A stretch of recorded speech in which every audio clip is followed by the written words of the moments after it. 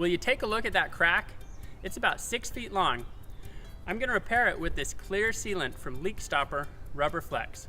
Taking a closer look, this crack's a place where moisture, rain, insects, and potentially other things could get in behind your brick and start causing some damage over time. So let's seal it up right now with Leak Stopper Rubber Flex Clear Flexible Sealant. One of the first things you need to do is make sure your surfaces are clean and free of dust and debris. This is crystal clear. It has tremendous adhesion. Will stick to almost any surface. It can even be used in damp and wet conditions. You can also use it for interior applications. Just be sure it's well ventilated as you install. What do you think? Would Rubber Flex work for what you're trying to fix? Leave a comment, let us know. And if you try it, how did it work? You can use it on projects including roofs, gutters, siding, doors, windows, RVs, HVAC, PVC, fiberglass, masonry, and metal.